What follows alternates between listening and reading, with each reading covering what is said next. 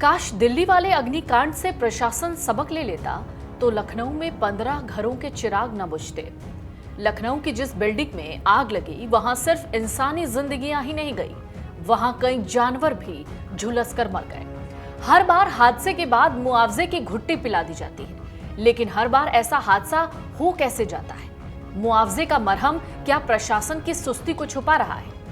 1 लाख 2 लाख जैसे मुआवजे देकर कब तक नियमों की अनदेखी पर पर्दा डाला जाता रहेगा? बिना फायर एनओसी के कई कोचिंग सेंटर्स और होटल्स अमूमन ज्यादातर राज्यों में चलते हैं। लखनऊ के अलीगंज इलाके के जिस कॉम्प्लेक्स में आग लगी वहां नियम, कायदे और सुरक्षा के मानकों की धज्जियां उड़ा दी गई थी। जो बातें पता लगी हैं, जो फैक्ट सामने आए हैं इस अग्निकांड के, उनमें कुछ इस तरीके की बातें हैं जैसे 3 मंजिला इस शॉपिंग कॉम्प्लेक्स में बेसमेंट भी बनाया गया था। एंट्री एग्जिट के लिए सिर्फ एक छोटा सा रास्ता था और इस रास्ते के ऊपर 7 panel, 2 exhaust fan, electric control panel लगाकर रास्ते को और छोटा कर दिया गया था। यूपी सरकार की ओर से सोमवार की रात को बताया गया कि हादसे की शिकार हुई 3 मंजिला इमारत को 2016 में ही ध्वस्त करने का आदेश दिया गया, लेकिन 2 महीने बाद उसी आदेश को रद्द कर दिया गया। 2016 में अवैध निर्माण को लेकर इसको गिराने का आदेश दिया गया था। 2 महीने से भी कम के वक्त में उस आदेश को रद्द किया गया, जबकि इमारत के स्ट्रक्चर में कोई बदलाव नहीं हुआ था। फिर इमारत को गिराए जाने का आदेश वापस क्यों लिया गया? इसको लेकर अब प्राधिकरण पर भी कई सवाल उठ रहे हैं। संकरी गलियों में चल रहे कोचिंग संस्थान, बिना वेंटिलेशन के बेसमेंट में संचालित हो रही लाइब्रेरी और मानकों को ताक पर रखकर बनाए गए गेस्ट हाउस आज देश के युवाओं के लिए शिक्षा या आश्रय के केंद्र नहीं है, बल्कि मौत का जाल है, जिसे अंग्रेजी में डेथ ट्रैप कहते हैं। लखनऊ अग्निकांड में ताबड़तोड़ एक्शन हुआ। 4 अफसर सस्पेंड कर दिए गए। 4 अफसरों जानकीपुरम के XEN collection Gaurav Kumar, FSSO Indira Nagar Kamlendra Kumar Singh, एई अनिल कुमार और प्रमोद पांडे को तत्काल प्रभाव से सस्पेंड किया गया। सीपी अमरेंद्र कुमार सेंगर ने बताया कि इस मामले में 4 नामजद और दूसरे अज्ञात के खिलाफ भी रिपोर्ट दर्ज हुआ है। नामजद आरोपितों, जिसमें अलीगंज के सेक्टर डी निवासी रामकृष्ण उपाध्याय और सीतापुर रोड निवासी वीरेंद्र प्रसाद शुक्ला, ठाकुरगंज निवासी तुषौक कृष्ण जायसवाल, सुरेश कुमार, इन सबको गिरफ्तार किया गया। आपको याद होगा, दिल्ली के एक होटल में 3 जून को भयानक आग लगी थी। इसी साल की एक घटना है। साल 2023 में भी दिल्ली के मुखर्जी नगर के कोचिंग सेंटर में एक ऐसे ही आग लगी। उस हादसे में किसी की मौत नहीं हुई, लेकिन जान बचाने की कोशिश में कुछ छात्र जख्मी हो गए, कुछ धुएं की वजह से बीमार पड़ गए थे। उस दौरान घटना के वक्त 4 मंजिला इमारत में चल रहे कोचिंग सेंटर्स में 200 से ज्यादा छात्र मौजूद थे। कई छात्रों को रस्सियों के सहारे बाहर निकालना पड़ा था। ये 2 तस्वीरें अभी आप स्क्रीन पर देखिए। इन 2 तस्वीरों में एक तस्वीर दिल्ली के होटल के अग्निकांड की है, दूसरी है लखनऊ अग्निकांड की। दिल्ली होटल अग्निकांड में भी 20 से ज्यादा लोगों की मौत हुई थी।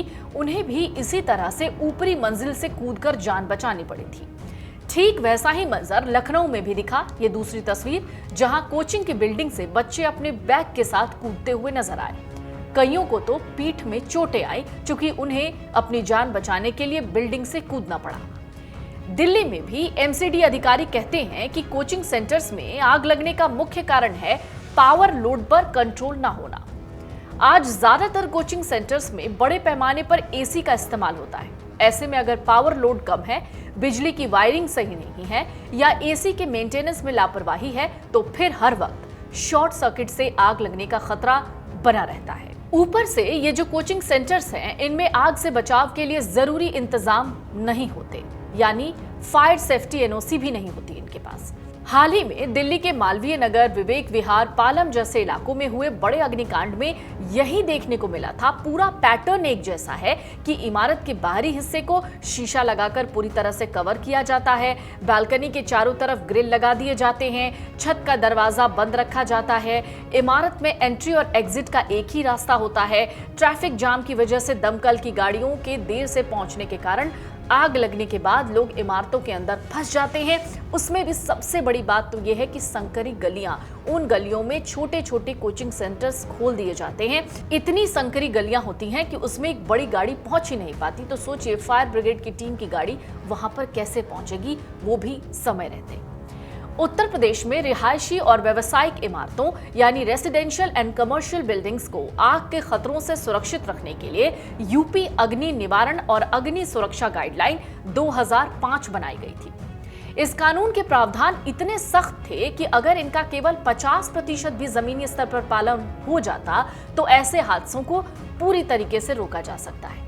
इस अधिनियम के नियम दरअसल कुछ ऐसे थे कि 3(1) के तहत ये साफ रूप से उसमें था कि 15 मीटर से ज्यादा ऊंचाई जो सामान्यतः 4 से 5 मंजिला या उससे ऊपर की इमारतें होती हैं, वहां पर सभी श्रेणियों की इमारतों पर यह कानून सीधे और पूरी कड़ाई से लागू होता है।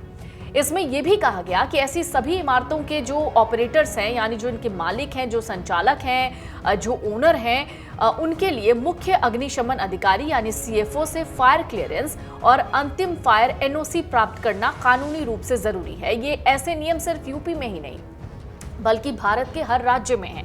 फायर NOC लेना तो जरूरी है ही। इस NOC के बिना इमारत में किसी भी तरह की व्यावसायिक, शैक्षणिक या आवासीय गतिविधि का जो ऑपरेशन है वो पूरी तरीके से इल्लीगल माना जाता है और अगर आप धर लिए जाते हैं तो आपके ऊपर कार्रवाई होती है, वो भी क्रिमिनल ऑफेंस में।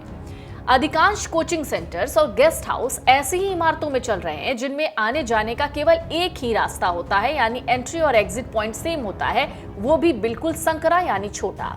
अगर उस मेन रास्ते या नीचे बेसमेंट में शॉर्ट सर्किट से आग लग जाए तो पूरी इमारत में मौजूद लोगों के पास बाहर निकलने का कोई दूसरा ऑप्शन नहीं बचता। ऑप्शन सिर्फ एक बचता है जो आप इस वीडियो में देख रहे हैं, छत से या बिल्डिंग से कूद जाओ। भगवान चाहेंगे तो बच जाओगे, नहीं तो हड्डी पसली भी टूट जाएगी और फिर उसके बाद अस्पताल में जिंदगी भर रोते रहोगे। चाहे लखनऊ का ये कोचिंग संस्थान हो या दिल्ली का वो गेस्ट हाउस, इन मासूमों की मौत कोई इत्तेफाक नहीं है, सीधे तौर पर सिस्टम की नाकामी है। जब तक नियमों को केवल कागजों की शोभा बनाए रखा जाएगा और इंसानी जान से ऊपर मुनाफे को तरजीह दी जाएगी, तब तक ऐसे जो खबरें हैं वो सामने आती रहेंगी। अब समय आ गया है सरकारें केवल नोटिस जारी करने की औपचारिकता से आगे बढ़ें। बिना फायर सेफ्टी वाले संस्थानों को तत्काल पूरी तरह से सील किया जाना चाहिए। इस बात पर भी ध्यान देना चाहिए कि बिना फायर सेफ्टी के ये जो संस्थान है वो किस तरीके से चल रहे हैं, क्या वहां भी पैसे खिलाने का खेल चल रहा है और इन मालिकों के साथ साथ भ्रष्ट NOC जारी करने वाले अधिकारियों पर भी गैर इरादतन हत्या धारा 304 के तहत सीधे आपराधिक मुकदमे दर्ज होने चाहिए। समाज और अभिभावकों को भी जागरूक होना होगा। अपने बच्चों को किसी भी संस्थान में भेजने से पहले वहां की सुरक्षा व्यवस्था की जांच करना सामूहिक जिम्मेदारी है ताकि शिक्षा और रोजगार के ये केंद्र दोबारा कभी मासूमों के लिए डेथ हाउस ना बन जाए।